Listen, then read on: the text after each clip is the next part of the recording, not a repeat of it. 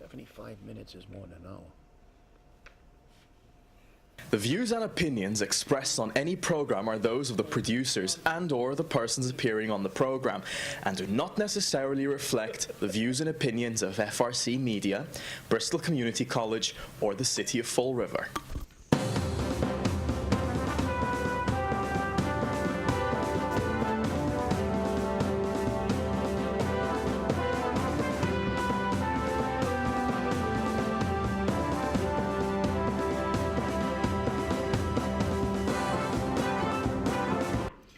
Well, hello. Welcome to Spindle City Straight Talk's first special Of 2016. of 2016. I'm Chip. I'm CJ. And I'm Carlos. And Carlos is in the hot seat. Carlos is in a hot seat. That's okay. He's thinking about moving out of Fall River. Thank God it's AC. Join the club. Yeah. Everybody's thinking about moving out. And if the housing market ever spiked and you could get a decent thing for your house, about 98% of the people in Fall River would Well, move I'm out. still looking for some tiffs. If they give me Yeah. the tiff, I will move Yeah. out. Yeah. Or pay for all your employees. Pay That's their it. That's salaries. it. Hey, But- you know, this is going to be an interesting special because this entire special is dedicated to the two. No, it It should is- be the three. It's the No, three of us. no, we can't take another one. It's all about trash, union busting, and making people pay more for less. This is an economic in some form of economics that I still can't figure out yet. It's probably Kensington for all I know. Inverse Keynesian economics. That's it. what it is. It's That's inverse. it. And you know, this is going to make this for a very interesting special because, as many people know, on Tuesday, the mayor announced his pay-as-you-throw enforcement program and his privatization program. So let's take these one thing at a time. And please don't hesitate to jump in. This is a true people debate style debate where we don't care. All rules are thrown out the window. No holes are barred. So let's just go at it the way we can. First and foremost, I'm going to give you the rundown. The mayor is keeping pay-as-you-throw. When pay-as-you-throw was instituted under Will Flanagan, this individual as a city councilor, the mayor, then city councilor, said, I'm all for it, and he's still all for it. They implemented it. It was an absolute failure. And they finally came clean with the numbers.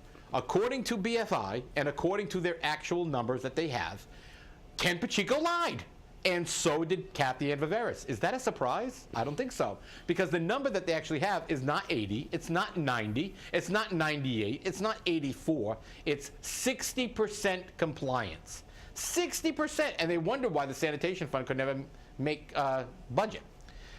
So with that, the mayor has instituted a program which was espoused by his chief of staff, Chris Perrino, in that they met with Waste Zero, who is now going to partner with the city of Fall River. I wonder how much that's going to cost us, to follow the trucks around for 2 weeks and start writing up every property and putting them into a database. And that database is going to generate the violations. Now, the violations are under Massachusetts, city ordinance, where they have a successive increasing fine. The first one is 100, the second one is 200, the third one is 500.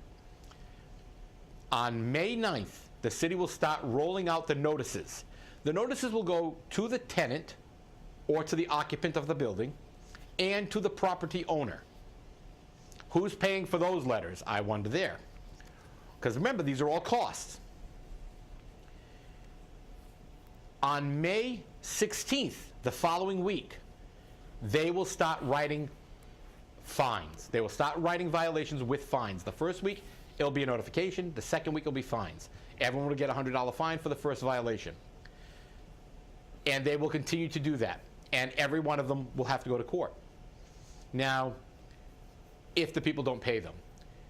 Here's the kicker. Because the Pereira principle was utilized when creating the ordinance governing pay-as-you-throw, she's let off the hook. All landlords, all property owners are left off the hook. They can't be fined. So what did the city do to address the they can't be fined bit? Real simple. You can't be fined, but we don't have to provide your trash services. We can take that away from you.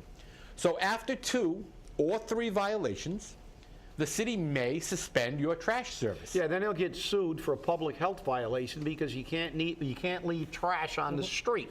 That's an absolute absurdity. So let me get into this now. Go ahead. because All holes are barred. I'm No getting holds barred. I mean, look, whether you're for privatization or against privatization really is irrelevant, because my problem with this is that, again, Fall River does everything wrong. Backwards, rushing, screwing up everything, coming up with figures. As you said, who can trust? Number one, let's start off with the figures. Who can trust the figures? The same people that are giving you these figures and telling you how much money you're saving are the same people that told you that there was a 90 or 95% compliance with purple bags. Lie. The same people that told you they had no idea who put the 22 windows in. Lie. The same people who have continually changed numbers and manipulated facts. So can we trust it right out of the get-go with their supposedly perceived savings? No. The reality is, let's just look at this. What is the effect of these fines? I'll tell you what the effect is. It's going to turn Fall River into a giant dump. That's what it's going to do. Because if the people get fined, they're going to throw their trash everywhere. That's what they're going to do. And then you're going to say you may not pick up their trash. What's may? You force people to privatize that aren't politically connected, but the politically connected people, they just have to deal with their tenants, and then their tenants are going to throw the crap all over the city. We talked a couple of shows ago about people dumping at BCC, dumping everywhere. I have trash in my barrel I'd have to stand guard because I privatized. There's always a bag or two in my trash. And, this is something that you have to live with. And Kenny Pacheco said, well, other cities do it. Well, other cities do it. But other cities have problems. As I said on our live show a little while ago, we found Somerset trash and Swansea trash in fire department barrels, and I'm sure they were all over the city because people didn't want to pay. But you know something? It's not as big. No, I'm not going to say it's as big a problem in Fall River. Kenny, get your head out of your rectum. You know why it's such a big problem in Fall River? Nobody's got any money. What did he say? They're all cheap? Well, no, they're crybabies. They're crybabies. All right, they're crybabies. Well, that's from Lou Pacheco. A bunch of crybaby cheap. That's what Lou Pacheco said in front of at the city council. So everybody in this city's cheap. No, most of the people in the city are broke. Did anybody figure out that we went from the second lowest household income to the lowest in the state? Has anybody noticed that we got almost a quarter of the population living below the poverty level? Have you ever noticed that we only have 37% of the people in this city that own property? Where you take Newton, it's like 75%, 78%. That's because people don't have money. You think this isn't an issue for people? They're crybabies. No, they're not crybabies. These people, half of these people can't afford it. Because some of these people actually generate a lot of trash. Some of these people have 2, 3, 4 kids. They got all kinds of trash. And you think that, $8 a week or $10 a week isn't a big deal to these people? Well, it is. We have people on fixed incomes. What is strict enforcement going to do? I don't know. I can tell you one thing, it's going to create a lot more trash on the streets. And I can also tell you that you're not going to collect from half of these people because they're not going to pay. They can't pay for $2 bags. How are they going to pay $300 fines? That number one, right out the gate, the concept of that is flawed. It shows a lack of thought. You're living in a dream world. What do you think? You're in Newton, where people make $113,000. If you fine them, they get all upset and they'll comply? No, people over here are just going to throw their crap all over the city. That's what they're going to do. And You know, we're already seeing that, though, Chip. We're already seeing it since the. I and mean, you're going to see a lot more of it. That's I the mean, point. I'm a member at the Liberal Club. Okay, we get more trash dumped in our barrels that are outside the doors for people to maybe throw a coffee cup in or something as they're coming out of their vehicle than you've ever seen in your life. They're not purple bags either because they don't want to pay for it. But you know, the bigger problem here. And I, you know, and Carlos, please chime in. You're getting too quiet, and I will. I'm about ready to reach will. over there and I knock will. you around a little bit. No, I will. Is that this whole idea of fining is a wonderful idea, and we may cut off your trash collection if we get 2 or more violations. Well, you know what? I gave you a suggestion, Mr. Mayor. Okay? July 1, 2016. The City of Fall River shall no longer supply solid waste management services to the City of Fall River. As such, all property owners, commercial or residential or otherwise, shall hire a private contractor forthwith, and they shall handle their trash. End of story. And that would have solved all the problems, and that would have taken $6 million out of play. Come on, CJ. Come on. What's the matter with you? You actually proposed that we make it so people can enter into a free enterprise market to keep the price down? You actually said that? Yes. And you said that on camera? Yes. That, you know, let's let these companies compete for our money if we want to privatize and keep it. No! What does the City of Fall River do? Let's have a 10-year contract, lock our ass in for 10 years, for a decade. And then we can complain again, like we've had done how many times? We can't get out of the contract. Now we're going to be crybabies. There, Kenny, I'm crying. We can't get out of the contract. We can't get out of the contract. We're on a hook. There's nothing we can do. Bull. You know, this is what they do. You're going to enter into a 10-year contract and you give them numbers that are flawed. And again, what's the long term? This is the problem with Fall River. They have no. It's like they have problems. Only their hippocampus is working. You know the hippocampus, right? Short-term memory, right? So everything to them is in a little tiny right today. They live in today. Why? What, we're going to save money. Just like, is it saving money when we rebond? No, it's not saving money. Your payment is lower, but you pay for 100 years. You end up paying 10 times more for whatever that product is. Is that saving money? It's like now, oh, we're saving money right now. Well, what happens after 3 years when they can raise their fees, raise their costs? Then we got no trucks. We've got nothing. And we can't compete because we're locked in for 10 years. Well, let's look at history, because if you don't learn from history, you're doomed to repeat it. CJ, do you remember what happened when we sold the landfill? Look what happened with the landfill. And we sold the landfill for $1. That's right. We sold the landfill for $1, and look what we got now. Did we? We didn't fix the incinerator, which Bob Correa yesterday, I believe, said on the radio. We could fix it so we could take care of our own trash and actually make money. We pay to get rid of our recyclables. Virtually nobody else does that. We pay for everything.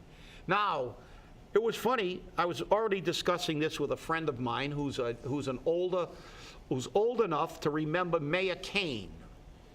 Now, wow, that's a long time ago. That's a long time ago, yeah, because I don't even remember Mayor Kane. So, but Mayor Kane, many, many years ago, got rid of all the trucks in Fall River because we had our own snow removal trucks. And we were going to save money. Now, you think if we saved enough trucks to do an average or a smaller than average snowstorm, that we would be paying $30,000 an inch to remove snow? That's a question, guys. Do you think so? Well, I don't think so. I don't think we would. No. Because if we owned the trucks and we were paying the people who picked up and we could control their salaries through collective bargaining, I don't think we would be paying people. We get 2 inches of snow or 3 inches of snow. We could put a couple of DPW trucks out. So there's your short term again. Way back then, and I don't know, Kane was what, in the 50s? Yeah, I believe so. Got rid of that. We were saving money short term. Now we're paying $30,000 an inch to remove snow. And who knows, in a few more years, it'll be $35,000 an inch to remove snow. The same thing with trash. The same thing with the cable TV. Look at the stiffing we took on cable TV. We got one carrier. We got, we took gas. We never, ever do anything correctly. We never. Even if you're in favor of privatization, why not allow the citizens, as CJ said, privatize on your own, let some competition. Or if you're going to pick one that's going to save you a ton of money, give them a 3-year contract. 10 years, and then allow them to raise their fees after 10 years, and you want the people of the city of Fall River to say yes, and then you put the whipped cream, the cherry, and the nuts on top of the sundae. Kathy Ann holds up, and there it is, a blank line. We're going to give these clowns that can't stop spending money, can't figure anything out, we're going to give them a blank line in this cost, saying incidentals. Really? And this brings me back, just like when you buy a car and you sign a contract with them that you have the car paid in 3 years. Yeah. But one line it's empty, and now the dealer can fill in whatever he wants. That's and right. you sign it. You sign it pretty much a blank contract. But you know, so, and that's the case. But what I have to say is this: I just want the best for me and for my community. And what I have to say about this is, I don't care if they're going to go private or if they're going to stay in the city. I want something that's going to serve us the best. That either we're going to save money, that we're going to have better service, okay, and more important, a long-term solution. That's why the question went on the ballot, because I'm a very supporter of a long-term plan. I don't care, and I told this to the mayor, I don't care if you're going to go private, and I told him this many, many times. I don't care if you go private, if that includes a long-term solution. If that's the long-term solution, I have no problem. You can have the employees dressed in white and yellow and purple. I don't care what they're going to dress. I want a long-term solution. But and this, don't give me a long-term solution. Give me something, numbers that's going to work out for 2 years, and it's going to sign me for a 10-year contract. I'm paying for trucks that I'm going to be sold for $1, that I'm going to still paying them for another 10 years or 20 years. I mean, it's a lot of numbers. Those 60%. I see it the other way. I see them lowering the percentage just to get an extra egg on their basket. Hey. Okay?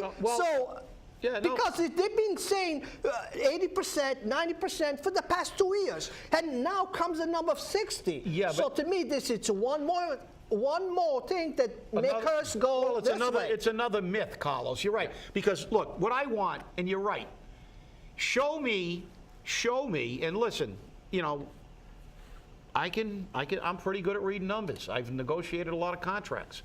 And when I negotiate a contract, I do a tremendous amount of research. I research every city and town of our size, a 9-city universe, and I compare every benefit, the city finances, everything, in order to prepare to go to arbitration. The city of Florida does this. These numbers aren't accurate. These numbers, this isn't full disclosure.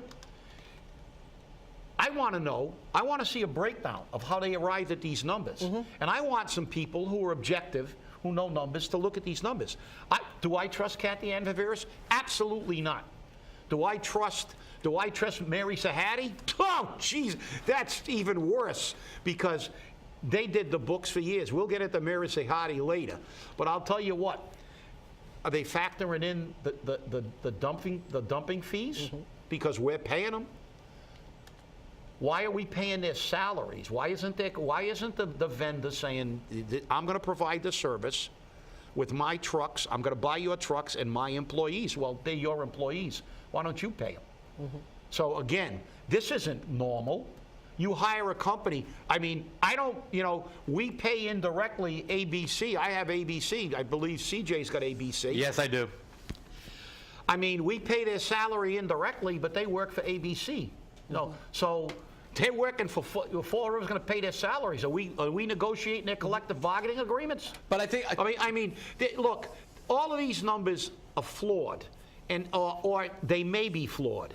And again, we're asked to buy a pig in a poke. Again, I agree.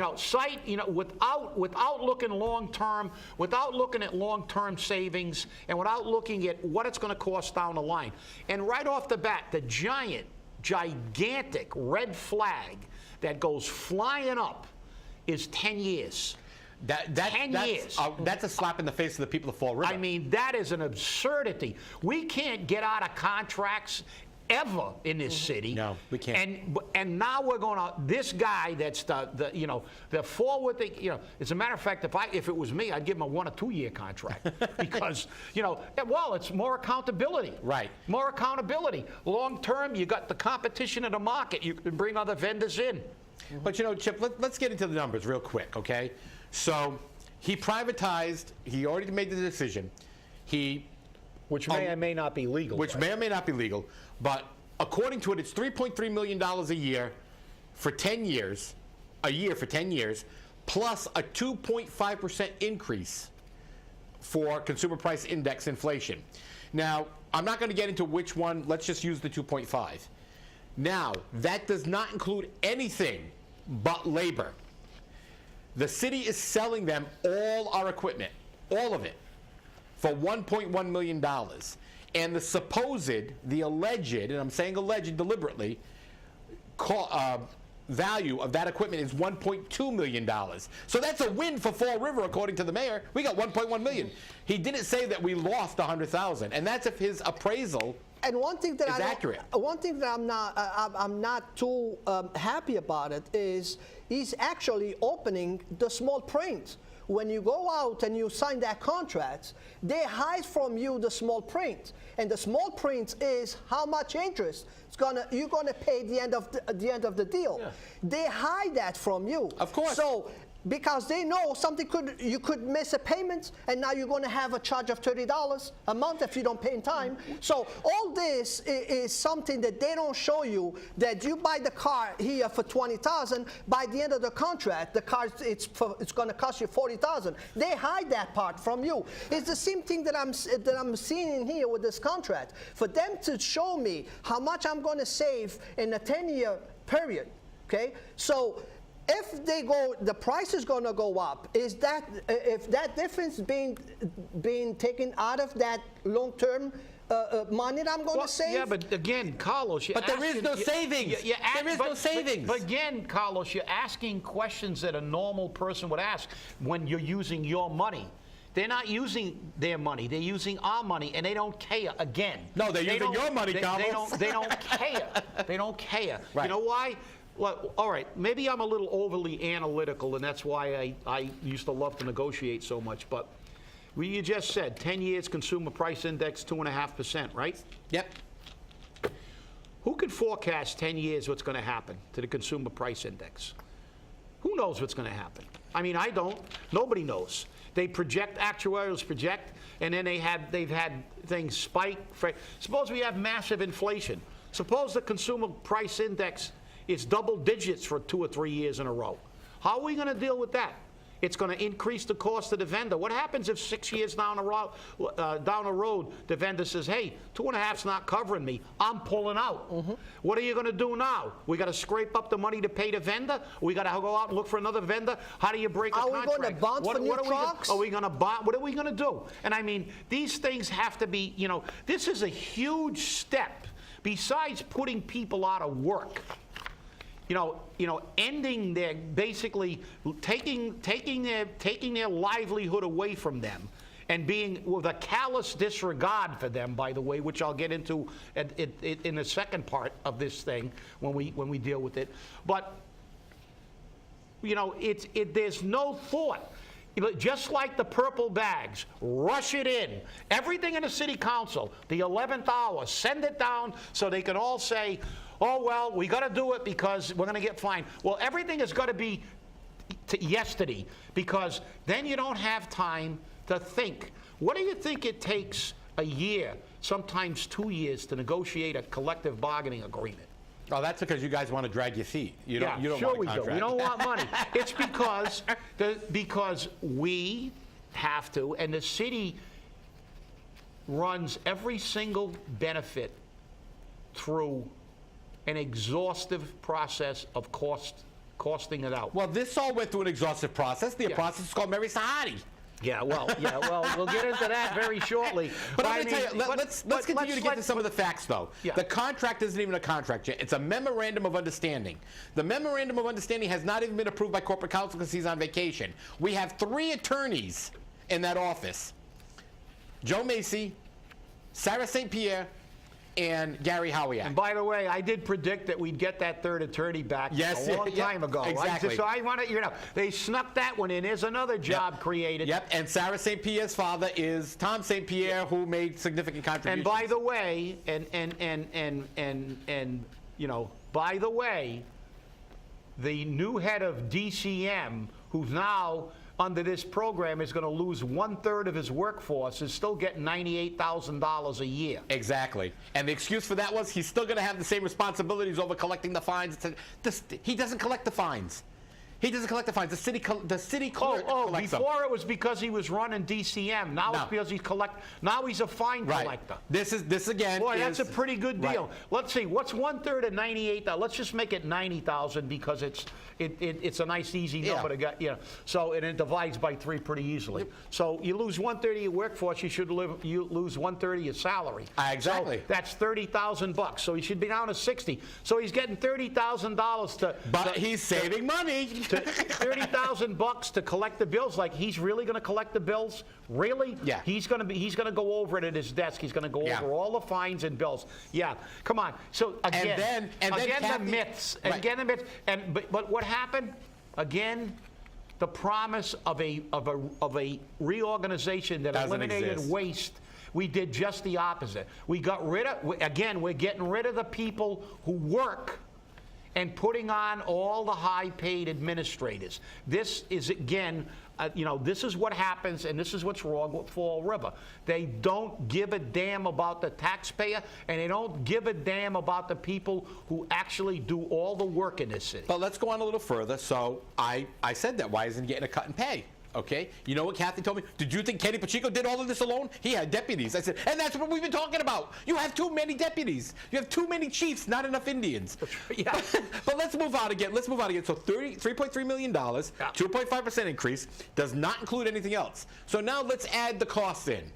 Okay, we're losing the equipment. Well, the savings we're getting from that is the fact that we don't have to buy new equipment, we don't have to maintain the equipment, and it's a safety issue because the city has failed to do its part in maintaining the equipment to maintain safety. I mean, it's a safety issue that we created because we don't do anything right. Exactly. Again, it's like this is what kills me. Government gets the taxpayer to pay for all their errors. But they buy trucks, they don't maintain them. We have to buy a new fleet. And so now it's a safety issue because we were paying people at a garage to maintain these trucks and they didn't do it. Exactly. So again, no accountability and no consequences, but all we do is pay more. Crash, another window falls. That's right. But let's keep moving. So we got to pay the dumping. We have to pay the hauling. We have to pay the transfer fees. And what are the numbers on that? We don't have, $81 a ton for. But I mean, what's the total number? They don't have. We're going to have a contract. We're going to have a contract for 10 years. But that doesn't play into it. That doesn't play into it because that's not part of the contract. That's separate because that's paid to BFI. Yeah, but when you compare how much we saved, you have to put those numbers in that equation. Oh, wait a minute. That equation is incomplete. Now you're thinking logically, Chip. You can't do that. You know that. You can't do a ratio unless you have both sides. Exactly. Well, let's keep moving on. So we know that now because the mayor, when he was a city councilor, with Linda Pereira and the other nimwads who are on the council with their nitwitted votes, voted to give a 7-year contract, initial 5, then a 2-year extension, to BFI to cap the land that they illegally dumped on. And so we're locked into dumping the trash with BFI for 7 years. We're only 2 years into that contract, I believe. So this hauler is not going to make any money on the dumping, so he can only make the money on the labor. So we have to have a separate fee that we have to pay, which is not included in this whole calculation, for the dumping. Okay? $81 a ton for recycling. $41 a ton for yard waste, which is the thing that really irritates me to no end, because nobody in the city wants to privatize trash unless their yard waste is included, because they have to take their grass clippings off their lawn and get rid of them. Put them in a bag and take them to Westport. The guy collects it for free. You're too lazy to do it. That's the problem. That's where Ken Pacheco was right. We are a city of crybabies. We want everything done for us. But you know what? You have to take the initiative once in a while. Now, let's keep moving this forward. Now, I'm going to make us quote a statement from a very respected CPA. For those of you who don't know what a CPA is, it's a certified public ass. But that's another story. Who said that these employees are liabilities. Liabilities. Hey, guess what? Why don't you go out and privatize your fire department? I'm sure Wackenhut can give you a nice, easy, cushy job with major savings, but no actual service that the people can speak about. So maybe if Jason Burns heard that they were going to privatize the fire department, maybe then he would come out and say, you know what, Mr. Mayor, you're wrong. You can't be over here union busting, because this is union busting. I am not pro or con in the sense of a union. I am not pro and con on privatization or public service. What I am pro on is saving the taxpayer money and acting in the best interest of the people, not in your political best interest. All right, now it's my turn. Oh, no. Let's talk about never doing anything right. Number one to me is wrong. On a previous show, I talked about, this is 150E, the collective bargaining law. Oh, by the way, Clifford and Kenny represent the city in the Well, collective good. bargaining. They can represent them, but this I'm reading it right out of the thing. Good faith negotiations. An impasse can only be declared after good faith negotiations have exhausted the prospects of concluding the agreement. And factors to be weighed in determining whether an impasse exists are, and I did this on another show. One, the good faith of the parties in negotiations. Now, number one, hopefully the Teamsters lawyer is smart enough to realize that they can show lack of good faith. He's been talking about getting rid of these positions even before, as soon as he got into office. So it's difficult to negotiate in good faith when you knew the underlying factor was getting rid of these people in the first place. Secondly, and most importantly, length of the negotiations. I hate to tell you this, Mr. Mayor, but 3 meetings does not make an impasse.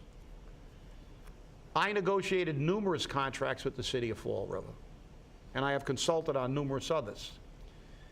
It takes 3 meetings just to set the process. The first meeting is normally setting the ground rules. The next 3 meetings normally, on an average, is to introduce proposals. After those 3 meetings, the proposals, you can no longer introduce any new, you can only work with what's on the table. So you didn't even have enough meetings to appropriately address bargaining. You didn't even get down to bargaining, okay? I don't care how long the meetings were, but you didn't. You didn't set, that's second factor.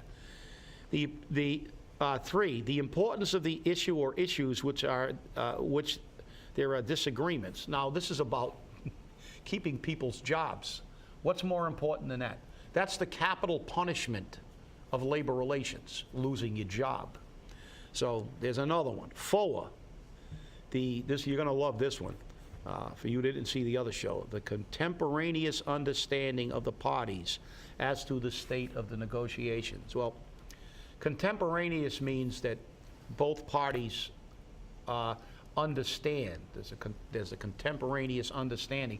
Both people comprehend what the negotiations are about, and that's not true. The negotiations for the workers were about attempting to come to a resolution to maintain their jobs. And whether you agree or disagree about the long-term cost factors, as I said, you don't know what privatization will cost you on the long run as opposed to keeping it. They did not meet that requirement because the city had already created a situation where they were threatening them with their job loss as part of the negotiations, which is under 150E, another prohibited practice. So this whole thing was a sham, with smoke and mirrors to allow them to maneuver into this. And then you take on top of that the total disregard for you, the taxpayer, and for every single person who works for the city of Fall River, by the remarks made by Mary Sahadi, by referring to these human beings as a liability. A liability. When people lose their jobs, you can say, well, we feel it's unfortunate, it's an economic requirement, but this is what they think of you. I want the mayor, and I hope you watch this, Mr. Mayor, because this is what your bean counters think of the people who have served this city for longer than you've been alive. A liability, and she went on to say retirement, retirees, the retirement system, they provide them with health care. Well, yeah, but they don't provide us, they don't give it to us for free. We pay the same as we did when we were active employees, and we earn that. I worked for this city for almost 39 years. And every day I went to work, I didn't know if I was coming home. I buried 5 men, 5 of my brothers. We've had people die in a line of duty on the police department. We've had DPW workers injured so badly they couldn't work again. Does this mean that we're a liability? We provided nothing to this city? That is so distasteful and unconscionable to me that I'm telling you, Mr. Mayor, I feel you should terminate her contract. Because I'm going to tell you something about Mary Sahadi and her firm. If anybody was a liability to the city, it was her firm. Hagan Sahadi in 1991 admitted that they didn't do an audit on the health care when we got and they made a $1.5 million error in their health care. They did an annual audit. They were supposed to do an annual audit on the health care. Yet a few years later, they found 5 health care insurance accounts that had been dormant for 25 years. Yet her firm audited this city for almost 2 decades. They finally lost the contract. But just think about how many times we found erroneous figures. And I can produce the sworn testimony that he said he did a reconciliation or a recreation, and because there was a lack of numbers, the city didn't keep their records properly, and they still don't. So for someone to tell me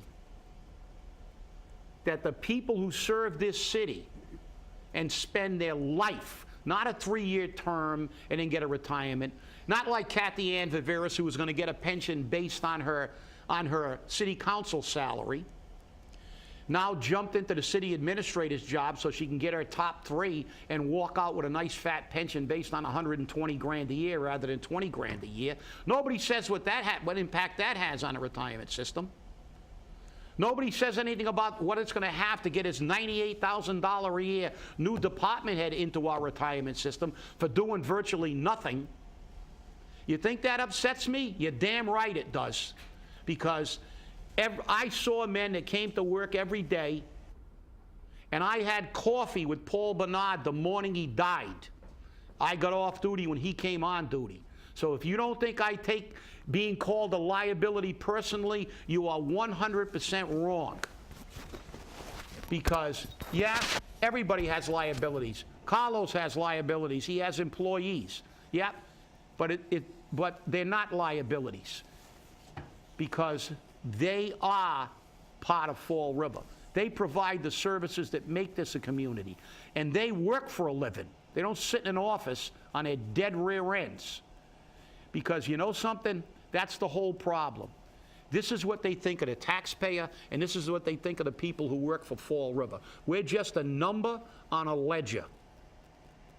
And that's why I said, and I can say it now, because I couldn't say it when I was running the union, because, you know, when they march in front of the parades when somebody dies in the line of duty, it makes me nauseous, because I know they don't give a shit. And if you don't think, and that's the way it is, because that was the worst, that in all my years, that's the worst comment I've ever heard, calling people, reducing them to, you know, it's like the people who work in a mill, they're nothing. That's the attitude the people had that owned mills. They're nothings. Don't worry, all they are is a cost factor. They don't contribute anything to the city. Well, you know something? I hope someday you're hanging out a window with flames licking your ass. I'll see how much you think a firefighter is a liability then, because you're gonna be praying that we show up, or a police officer, or when your trash is in front of your building. Let's see what happens. Liability, you're a liability. You're a disgrace by saying something like that, because people who work for a living and earn an honest wage for an honest day's work are not liabilities. And I'm going to read you something, a quote, and it's attributed to Abraham Lincoln, although some people don't say, they say Lincoln didn't actually say this, but this is his quote. Or someone said it, but it's a good quote. All that serves labor serves the nation. All that harms labor is treason to America. No line can be drawn between these two. If a man tells you he loves America and hates labor, he is a liar. If a man tells you he trusts America and fears labor, he is a fool. There is no America without labor, and to fleece one is to rob the other. And you know something? My dad told me once when I was growing up, he said, you respect a man on the kind of work he does. If he does an honest day's work for an honest day's pay, you respect that man, whether he's a dishwasher or he's the president of the United States. You earn respect. And there are a lot of people who gave their lives, literally and figuratively, to the city of Fall River. And for you to have the audacity to reduce them to a line item on a budget is disgraceful. You don't deserve to ever get a penny from the taxpayers of Fall River. And I'm calling on you, Mayor Correa, fire her butt. Wow. You guys can take it over. Wow. Talk about a true position. And, you know, this is what we have here. And like I said, no holds barred today.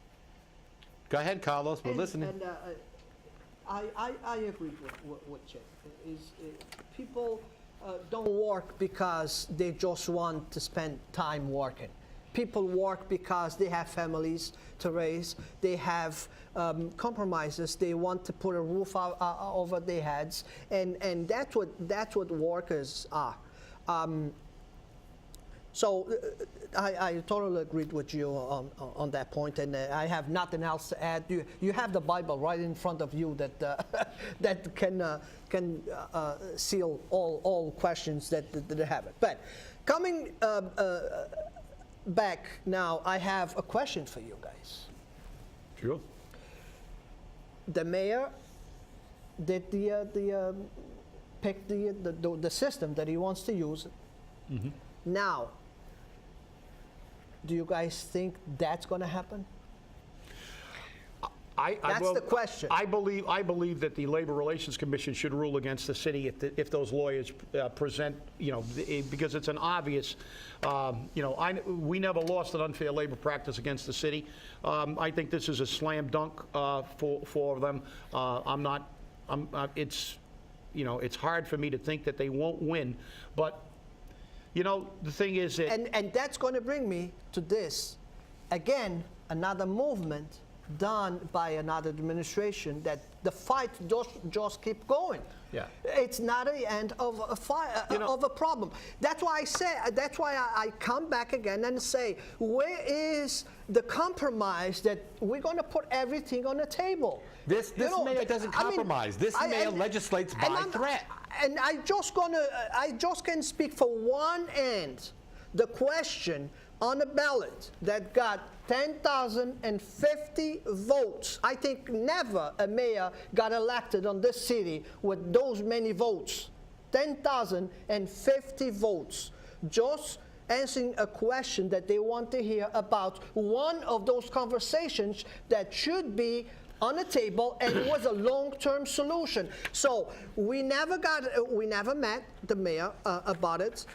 We approached Cathy Ann a couple of times. When I say me, us, it's me and Michelle Dion. We approached them, Chris, a couple of times. We approached Cathy Ann a couple of times to have a chance to talk to the mayor about what we had found out. We, regular citizens, we had found out that the transfer station was going to bring us $1.5 million in savings. Okay, that was never on the table, was never discussed with the mayor. So that's why this is just a point that I can talk about. But Carlos, because I was involved on. But Carlos, I told you when you presented that question, okay, it was all in the wording. The reason why they sent it to ballot without a problem is because it cannot, not shall not maybe not, it cannot be accomplished. We already have a transfer station in Fall River. There's your first hurdle. The second hurdle is the fact that there's no place in Fall River to locate it because you have health issues. They can't put it down at the garage. CJ, but I don't want to hear that from you. I want to hear that from the mayor. I want the mayor to call all into the table, we're going to bring everything to the table, and I want the mayor to tell me and Michelle it cannot happen. That's it. That's the only thing I want. Well, but see, again, you're talking like a normal. What you said. You're talking like a normal person. Yeah. What you said earlier about the auto contract. You get a blank line.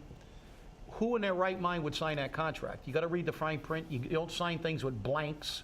You don't give out blank checks. Only if you went to the school of economics. This is the problem that I have, again, and I keep saying, you're going to say I'm negative, I'm condemning this. I'm not condemning it. I'm condemning the process. And this is the process that Fall River always uses, and that's why we always get in trouble. And what happens is the taxpayer pays for them screwing up. Just like they're screwing up with the landfill, and they screwed up with everything. The process. I cannot make, and I'll be truthful, I cannot make a measured, coherent decision on whether I want to go to privatization or remain with the information I'm given. Because we don't have all the answers. Because we don't have all the answers. We got too many blanks. But We're not that's looking the at problem. it. And that's the problem. And the thing is... But the decision's already been made. I'm looking at it I'm looking at it because these people are not line items to me.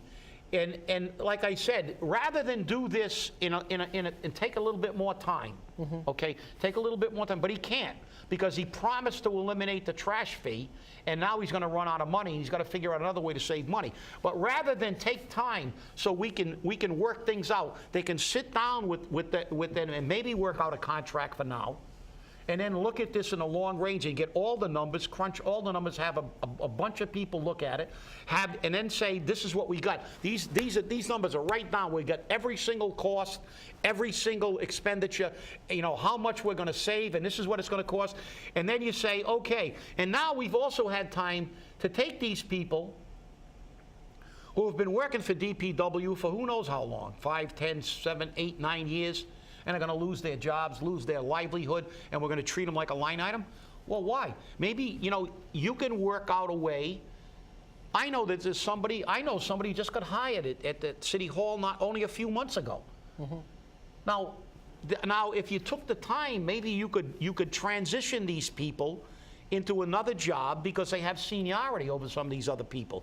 But no, they bring all their friends in. Those are the ones who got all the new jobs. They're not going to boot them out. But what did they do when they closed Quaker? Oh, the city was in an uproar. The city council, oh, we need to transition these people. We need to try to get them into jobs. Well, why doesn't the city do that for their own? These people have been out there in the rain and the snow and picking up Because trash. they're liabilities. And because they're liabilities, exactly. They're But liabilities. Again, we get back to the bottom line of this city never, ever does anything in a measured fashion. You know, I always talk about Newton, but Newton, you look at Newton's budget, it shows you the difference. Go online, everybody. Look at the Newton budget. The Newton budget, when you open it up, you go to every department and it says, what we're going to do this year, what we did last year, what we didn't do last year, and why. And nothing else is put in that budget. They show their long-range plans. They show what's going to be done in the next fiscal year and what their long-term plans are. Everything's laid out. Everything's structured. Everybody can, and anybody in the city of Newton can go online, and I read their budget occasionally because I'm fascinated that it's like, wow, these people actually they know what they're doing. They have accountability within their departments. They know the citizens and the taxpayers know where their money is being spent. Mm-hmm. And as a department head, you can't say, I'm going to do this next year and not do it because you're in trouble. You can't say, I'm going to do this over the next 5 years. This is our 5-year plan and not do it. But this is Fall River. Again, it's more than just privatization. It's the procedures that we always use or lack thereof. We never, ever do anything in a calculated, methodical way to ensure that the taxpayers' money is being protected because they don't care. Just like our employees are a line item liability, the taxpayer is an ATM machine. That's it. And it's like, and the way I see it, the process is not who. It's not how we're going to do it, it's who we're going to give to. Yeah. The process. That's right. Because a 10-year contract, you know, I mean, CJ, it's always in trouble with the phone. Can you imagine, CJ, you signing up a contract, a 10-year contract into a phone company, then you travel out of the state and you cannot reach the phone? You know, and you are in a 10-year contract that, you know, make sure you're not going back there again or else you're not going to be able to talk to nobody. Oh, of course. So it's always things happen, and the longer the contract is, the worse you're going to be, situation you're going to be on. Well, you know, And on this case, it's not just you. Yeah. It's 90,000 people. I know. And, you know, right now we're really starting to run out of time here. But, I got to get to a couple of things that really need to come out. Number one, the mayor and Clifford and Kenny all believe that they're in the right, that they have reached an impasse, and that the labor union is not negotiating fairly. Which, okay, I'm not the judge or the arbitrator here, so I'm not going to make a decision on that. But I will say one thing.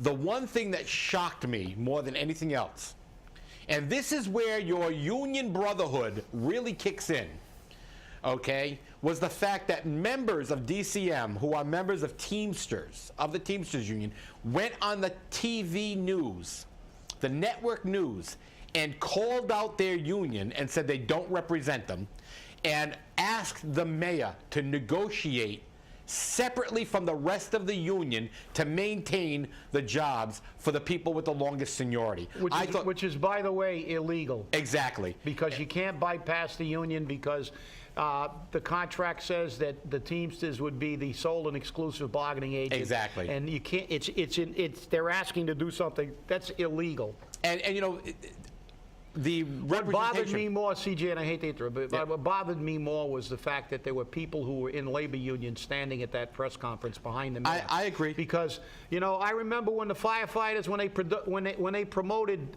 Coogan, every single chief officer on the Fall River Fire Department turned around and walked out of the building. As far as I'm concerned, everybody that's in a labor union should have been standing in front of that podium with their back to it. And you know, the thing is that, you know, allegedly, and I have to say this as well, the Southeastern Massachusetts Labor Council has disavowed the mayor, and they actually uninvited him to the legislative breakfast coming up in May. I'm waiting for confirmation on that. But you know, Mr. Mayor, the one thing you don't want to do amongst all other things, is piss off the unions. And that's what you did here. And you have a lot of people, and this was an insult to me in the worst way. And I'm going to call some of these people out and just let them know. You know, the recall was all about purple bags, supposedly, and it wasn't. It was about major issues, but everyone focused on the purple bags. Now, those same people, 70%, who recalled a mayor because of purple bags, allegedly because of purple bags, are now coming out and supporting a mayor who's going to strictly enforce the purple bags. Are you people so without a backbone that you cannot stand up for your rights as a taxpayer? Because that's what's happening here. This is the Fall River political machine at its best, because there is no machine. It's a bunch of weeping willows.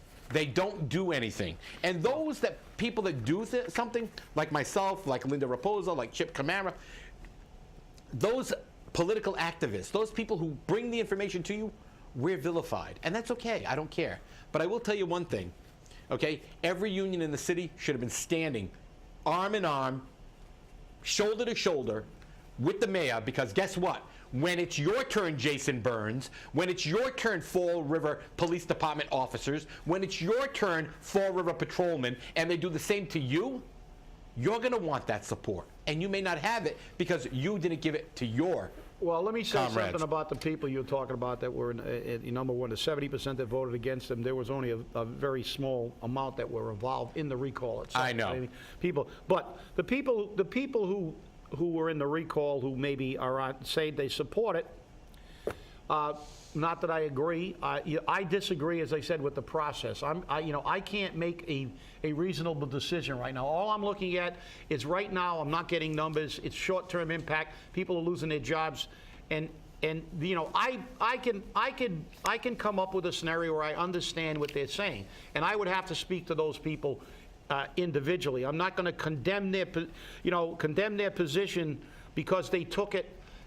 Because I could uninformed. I can say, no, I will, and I don't like to assume, but I'm assuming that the people who support this are supporting the fact that we're saving money through this. I don't think they still support the purple bags. And the purple bags were, in fact, only the final straw. There were many other things that recalled them. So I am always open to lively political discussion. So if you're supporting this thing and you want to, give me a position, that's fine. I mean, I don't really think it's, you're entitled to take that position. Some people, like CJ are saying, it's kind of a contradiction. And like I said, some people may perceive it as that, but I mean, I think that's up to you to explain that position if somebody asks you. I want them to explain to me the numbers. I don't have the numbers. Oh, no, but I'm not saying, I'm saying about you saying, well, because they were against if you're purple gonna support bags, this, now they're for purple bags. But I mean, it could be they're for privatization, and it's like that's part of it, even though they still may not like the purple bags, but they're in favor of privatization because they think it saves money. There's where I disagree with there's where I think that their position is flawed. More so than the purple bags.